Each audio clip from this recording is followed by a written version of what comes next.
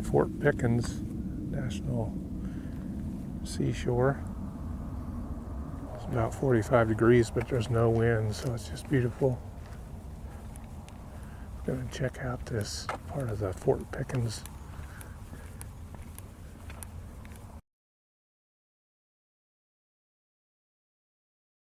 During World War II, as the threat of Japanese and German naval encroachment increased, Battery Langdon's guns were enclosed in concrete casemates, with walls 10 feet thick and 17 feet of overhead masonry to protect them from incoming projectiles.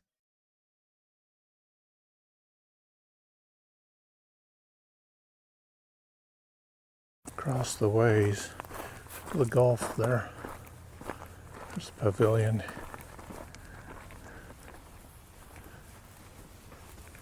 All that soft sand.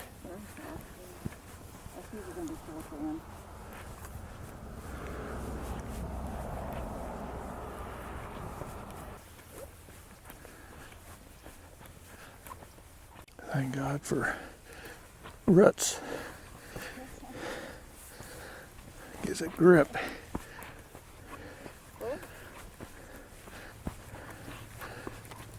Nothing like at the beach with winter coats on.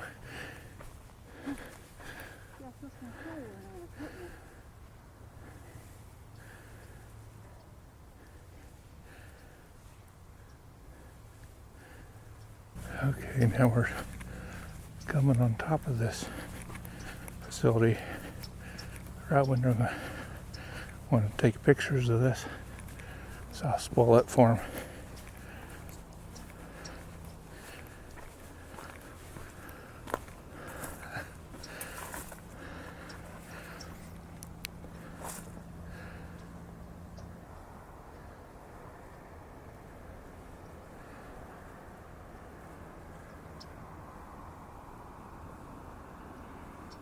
We're in the parking lot against the Gulf here.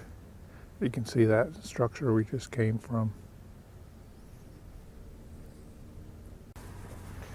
Yeah, people are really starting to come in. Tell most of them are snowbirds. They're older. Met a gal from Minnesota. First year they've become snowbirds. Been here since mid-October. It's beautiful. Doesn't get any better than that.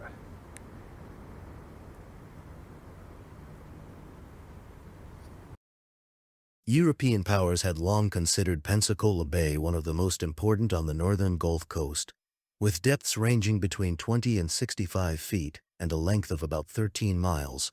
The bay afforded excellent anchorage and protection for ships.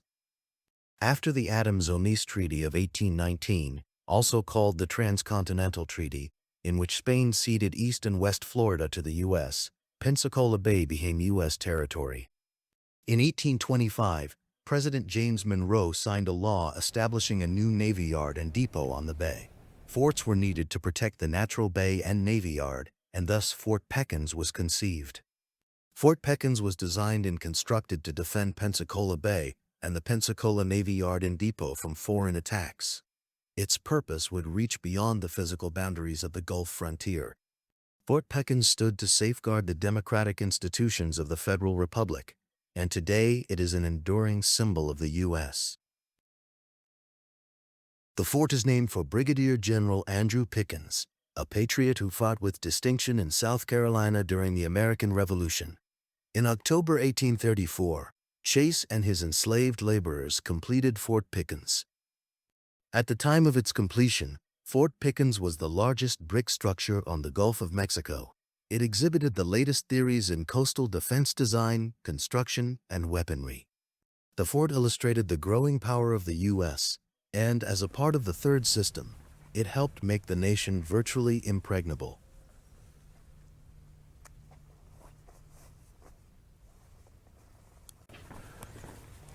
This looks dark and a boating against the brick, the red brick. Oh, let's go inside here.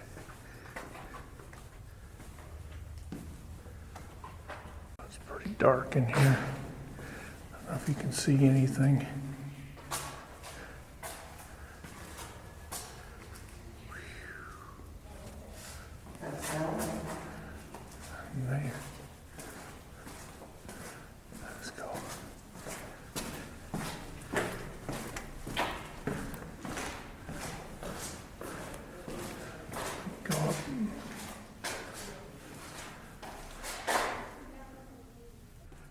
Fort Pickens was past its prime. New rifled artillery could penetrate its brick walls. The U.S. Army resuscitated the antiquated brick fort in 1898 with reinforced concrete and called it Battery Pensacola.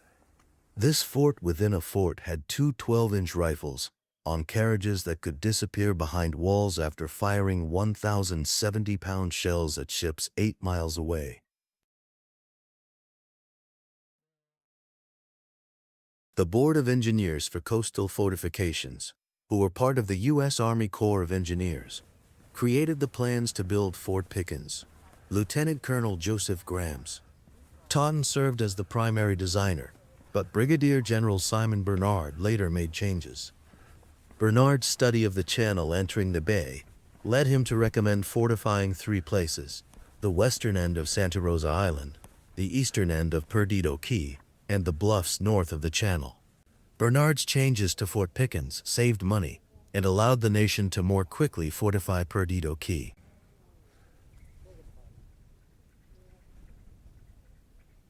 Fort Pickens had to be massive to look threatening. The design called for a 5-bastioned work, consisting of 1 ground level or casemate tier and a second level or barbette tier. 4 of the 5 walls fronted water, while 1 wall fronted land. To defend the main fort from an enemy's land attack, a man-made hill called a glacis and an outer wall called a counterscarp were added to the fort's defenses. If an attacking army reached the counterscarp, soldiers then had to pass through a dry ditch that wrapped around the fort. From the bottom of the ditch, the fort's walls rose about 40 feet.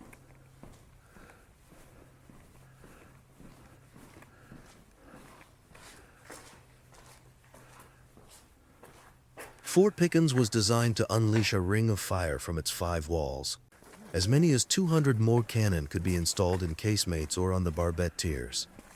During times of peace, a garrison of 60 soldiers could occupy Fort Pickens, increasing to 500 during times of war and up to 1,000 soldiers during a siege.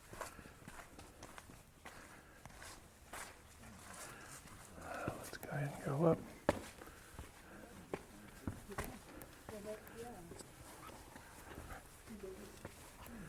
Steep.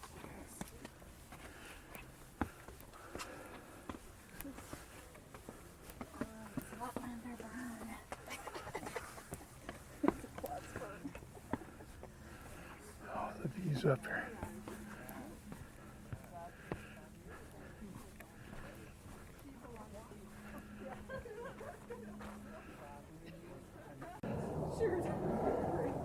A 15-inch Rodman like this gun was installed here in 1868, but never fired in combat.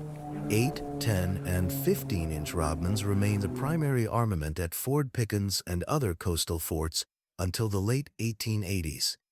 The barrel of the 15-inch Rodman weighed 50,000 pounds. It could fire an explosive shell weighing about 300 pounds, 3 miles.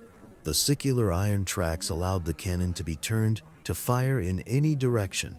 Panama City Beach last week, and now we're here till Friday. Then back to reality. No. With 5 walls, cannon installed at Fort Pickens could fire in all points of the compass. Guns and howitzers on the casemate tier were protected by vaulted ceilings. Guns, howitzers, and mortars on the barbette tier were more exposed.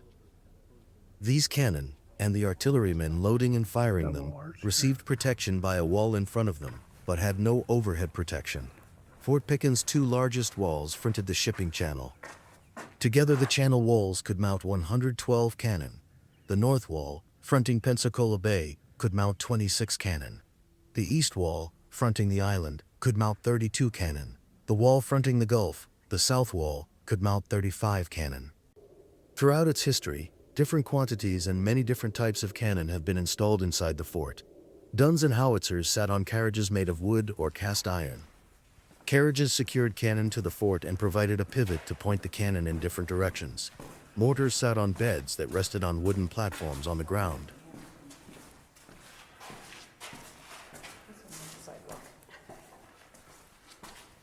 Workers broke ground in May 1829. They used materials like lime, water, and sand to make mortar, lumber to build a foundation, wharves, scaffolding, and support buildings, lid sheets to waterproof casemate arches and for gutters and drains, granite for steps and transverse stones, copper sheeting, bars, and fixtures for use in powder magazines, and bricks for the entire fort. Workers were skilled tradesmen and general laborers. They were also enslaved people. Through a verbal gentleman's agreement, Chase worked with Underhill and Strong of New Orleans to build Fort Pickens. Underhill and Strong owned about 100 enslaved men who had experience in building forts. These enslaved men were supported by other enslaved men who Chase rented directly from slaveholders.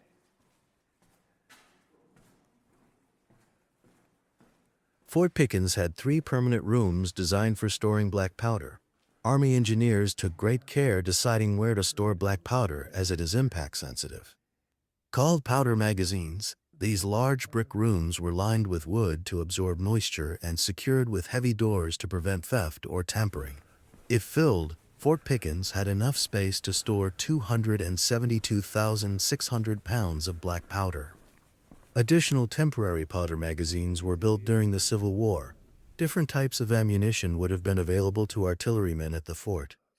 Solid shots were solid iron projectiles, designed for use against soldiers, buildings, and ships. Shells were cast iron projectiles with powder chambers, ignited by burning fuses. Like shells, case shots had cavities filled with lead or iron balls. Shells and case shots were intended to explode above or within groups of soldiers. Canister contained iron or lead balls and fired at soldiers within 400 yards. Artillerymen at Fort Pickens also had the ability to turn regular solid shots into incendiary rounds. As many as 6 hot-shot furnaces stood in the parade inside the fort. Each furnace held 60 or more shots. Fueled by coal, the furnaces turned shots cherry red in about 30 minutes. When loaded into cannon, artillerymen fired hot shots at structures with the intent of setting them on fire.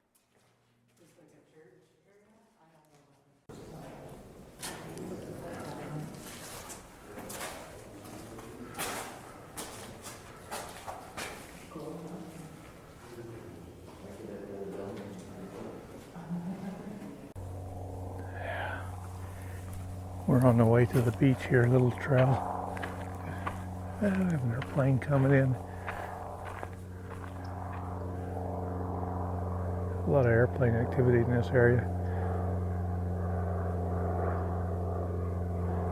Since there's a military base here. A lot of turboprop trainers flying around.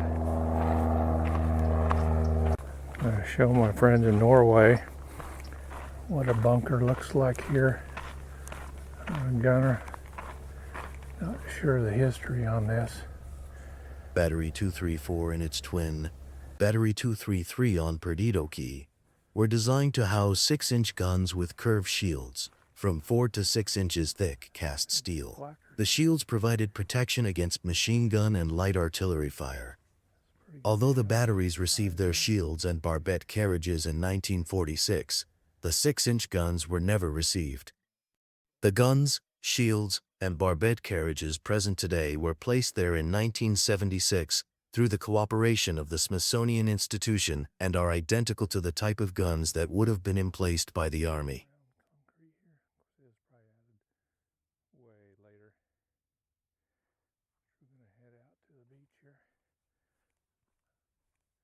Little ways to the dunes here.